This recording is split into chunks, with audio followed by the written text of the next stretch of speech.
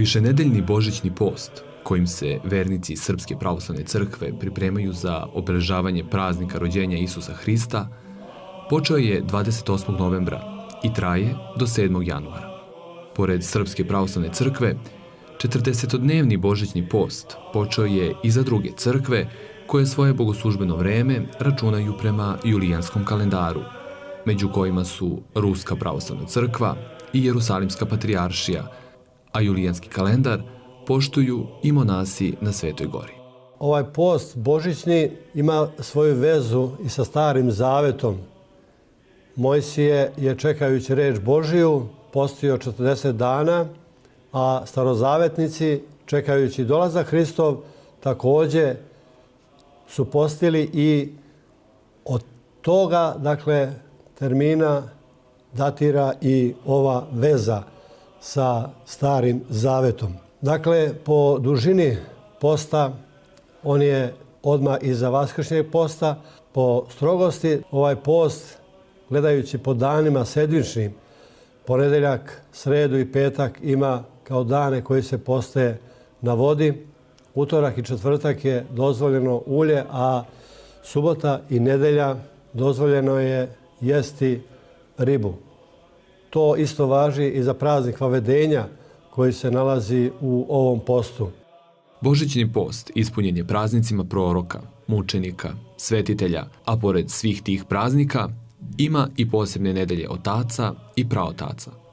Naročito zapaženo praznovanje Vavedenja Presvete Bogorodice u hram Jerusalimski podsjeća nas na to kako treba uvoditi tako malu decu kao što je i devojčica Marija uvedena u hram. Treba ih uvoditi u hram života u ovom vremenu. Za vreme božićnog posta veliki broj Srba proslavlja i svoje krsne slave, među kojima su Sveti Andrij Prvozvani i Sveti Nikola Miriklijski čudotvorac. Podsjećamo da u danima posta i slavska trpeza mora biti posna. Ipak, postna ishrana je samo deo svakog, pa i božićnog posta. Istini za volju, mi nekako prednost i prvenstvo dajemo hrani koja se koristi u toku božićnjeg posta i u toku postova uopšte, ali duša ima posebne zahteve i što se posta tiče, ona želi da joj bude što ugodniji taj period. Zato je neophodno da ljudi vode brigu i u svojim porodicama i u firmama na radnim mjestima gdje se nalaze i kada idu na slavu, o čemu će tih dana i u tim prilikama razgovarati. Teško je u ovim vremenima sačuvati i reč, teško je sačuvati se i od ružnih dela, ali ovaj nas podsjeća i traži naročito da se ljudi klone od ružnih reči, da se klone od praznih slova i od praznih reči i da na taj način što dostojnije pre svega dočekamo dane pričešća. Osnovni cilj posta jeste očišćenje duše i tela od telesnih i duševnih strasti, kao i proslavljanje Boga i njegovih svetih.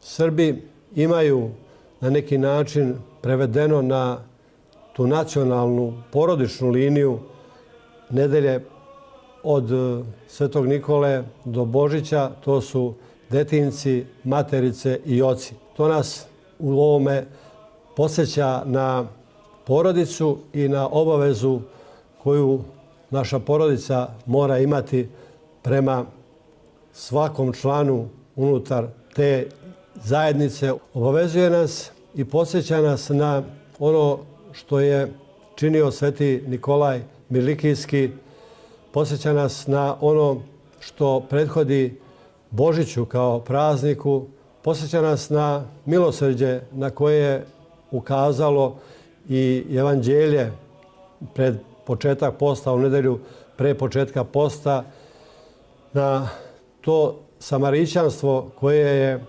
itekako potrebno i koje treba u ove božićne dane da bude naglašeno.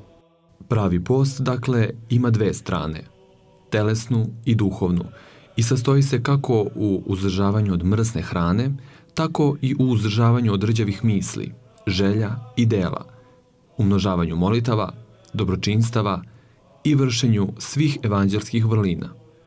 Neka je svima na zdravlje i spasenje Božićni post.